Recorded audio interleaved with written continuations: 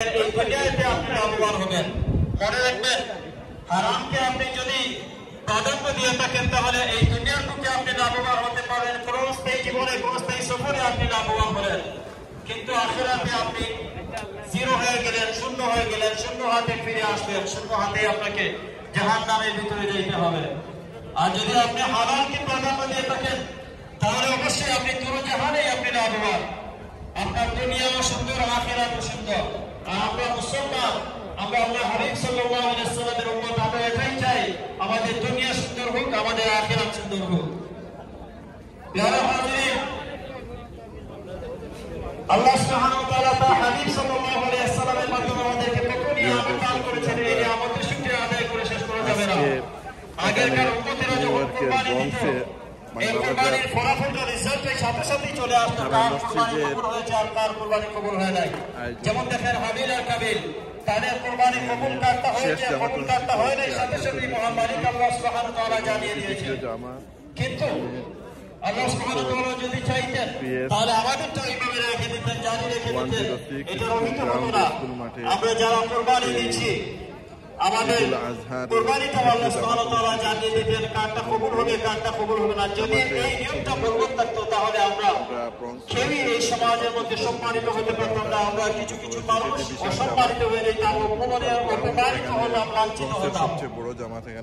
আল্লাহ সুবহানাহু ওয়া তাআলা তার হাবিব সাল্লাল্লাহু আলাইহি ওয়াসাল্লাম আমাদের জন্য বিশেষ একটা রিকোয়েস্ট করলেন আল্লাহ সুবহানাহু ওয়া তাআলার কাছে, হে আল্লাহ, হে আমার হাবিব, হে আমার আল্লাহ, হে আমার প্রতিপালক, আমার উম্মতেরা যখন কুরবানি করবে তাদের কুরবানির রেজাল্ট আপনি সাথে সাথে দিয়েন না। আপনি এই যে রেজাল্ট কার কুরবানি কবুল হয়েছে আর কার কুরবানি কবুল হয় নাই, এটা আপনি কিয়ামতের দিন জানিয়ে দিয়েন।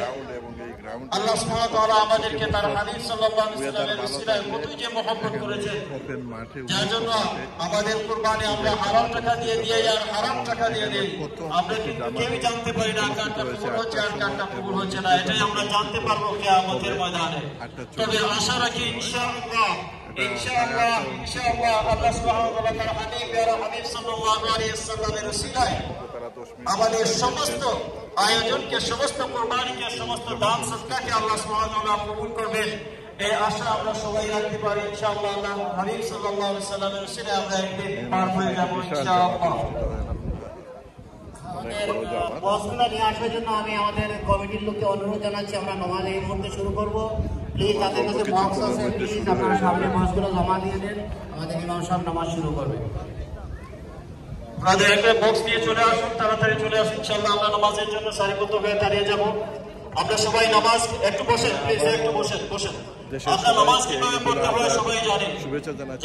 ঈদের নামাজে আসলে আমরা অনেক সময় জানাজার নামাজ পড়ে ফেলি, আর জানাজার নামাজে যখন যাই তখন আমরা ঈদের নামাজ পড়ে ফেলি। আমাদের যেন এরকমটা না হয়, এরকমটা যেন না হয়, আমরা সচেতন থাকি। 6 তাকবীরে ঈদের নামাজ হচ্ছে 6 তাকবীরে পড়তে হয়। তো আমরা প্রথমেই নিয়ত করে ফেলবো, যারা নিয়ত আরবিতে জানি, করতে পারি, বাংলাতে করলে হবে। এরপরে নিয়ত না করলে আপনার হয়ে যাবে, যদি আপনার ভিতরে ইন্টেনশন থাকে যে আপনি ঈদুল আজহার 6 তাকবীরের ইমামের পিছনে নামাজ পড়তেছেন, এতটুকু আপনার যথেষ্ট। আপনি প্রথম তাকবীর দেওয়া হবে, তখন সানা পড়া হবে, হাত আমরা বাঁধবো, হাত ছেড়ে দিব না, হাত আমরা বেঁধে ফেলবো, হাত আমরা ছেড়ে দিব না। সুবহানাকা, এই সানা পড়ার পরে আমরা আবার তাকবীর দিব, এই তাকবীরের সঙ্গে আমরা হাতটুকু ছেড়ে দিব, আমরা হাত বাঁধবো না। প্রথম তাকবীরে আমরা হাত বাঁধবো, দ্বিতীয় তাকবীরে আমরা হাত ছেড়ে দিব, তৃতীয় তাকবীরে আমরা আবার হাত ছেড়ে দিব, দ্বিতীয় তাকবীরে আমরা হাত ছেড়ে দিব এবং তৃতীয় তাকবীরে আমরা হাত বাঁধবো।